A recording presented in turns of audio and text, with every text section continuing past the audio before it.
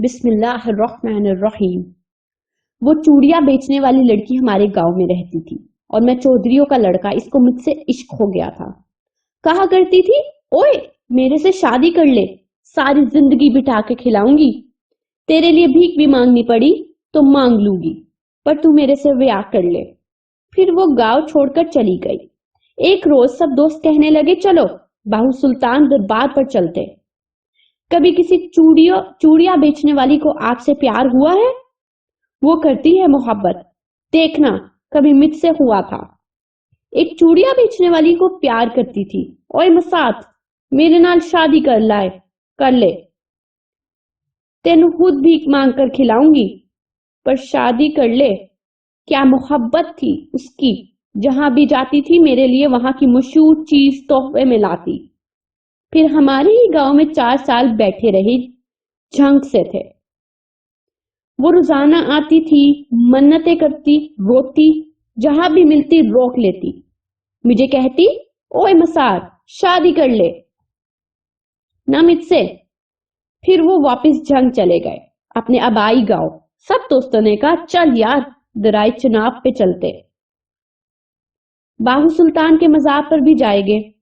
میں چل دیا، چناب پہ گئے، مچھلی کھائی، خوب انجوائے کیا۔ اس دن مجھے ایک عجیب اداسی تھی، دل جیسے مر گیا ہو۔ وہاں سے ہم باہو سلطان کے مزار پر چل دیے۔ وہاں پہنچ کر سب مزار پر چلے گئے۔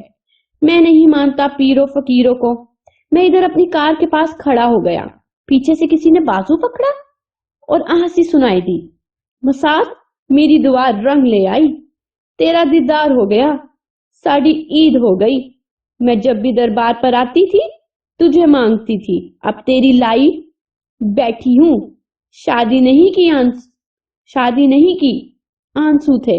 کہتی ہے بھیک مانگنا، چوڑیاں بیچنا میرا قصور تو نہیں، میری قسمت، میرا نصیب کا قصور ہے، تو سزا مجھے کیوں؟ وہ سب کے سامنے گلے لگ کر رونے لگی اور گھر چلنے کے لیے پاؤں پکڑ لیے۔ سب لوگ دیکھ رہے تھے، بہت بے عزتی ہوئی، سب لوگ جمع ہو گئے۔ سب دوستوں نے مل کر کسی طرح اس کے ہاتھ میری گردن سے چھڑوائے اور اس کو پکڑ کر کار میں بٹھایا اور دوستوں کو کہا، تم نہ جانا گھر، ورنہ گھر والے پریشان ہو جائیں گے۔ اس کا گھر 50 کلومیٹر دور تھا۔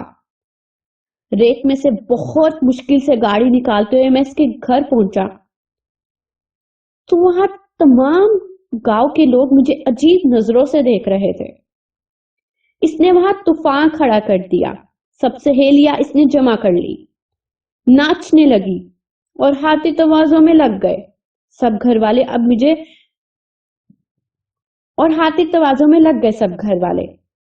مجھے لگ رہا تھا آج ہے نہیں، آج خودکشی واجب ہو گئی ہے۔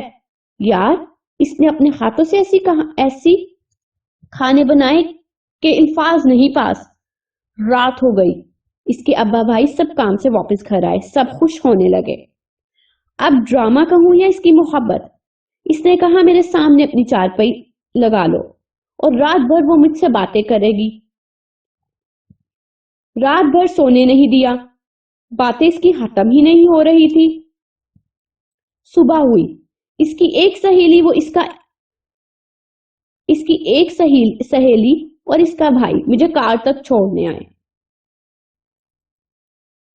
اور اس نے میرے ہاتھ چوم کر مجھے کہا، تیرا قصور نہیں، میری قسمت کا ہے جو میں چوڑیاں بیچنے والی گھر پیدا ہوئی۔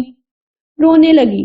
بڑی مشکل سے ہم نے اسے چپ کرایا اور اسے شاپنگ کروائی اور وہاں سے چل دیے، اور وہ تب تک مجھے دیکھتی رہی جب تک اس کی نظر مجھ پر پڑتی رہی۔ اور آج میں سب کو یہ بتانا چاہتا ہوں، مجھے اپنی غلطی کا شدت سے احساس ہے۔ 3 سال اس کو گلی گلی تلاش کر رہا ہوں اور وہ مجھے نہیں مل رہی، ایسے جیسے مجھے محبت کی بدوا لگ گئی ہے۔ میں اس کو بھول نہیں پا رہا۔ مجھے اس کی معصوم باتیں، میرے ملنے پر جس طرح وہ خوش ہوئی اور ساری رات جس طرح میرے چہرے پر نظر ٹکی رہی، میں جی نہیں پا رہا۔ وہ بھی شاید ہار گئی۔ یا اللہ مجھے معاف کر دے، پیار ہی سب کچھ ہوتا ہے۔ थैंक यू सो मच बहन भाइयों। अगर आपको मेरी ये खूबसूरत सी कहानी पसंद आई हो तो इस चैनल को सब्सक्राइब कर दीजिएगा और इसको लाइक कर दीजिएगा और शेयर करना तो बिल्कुल मत भूलिएगा।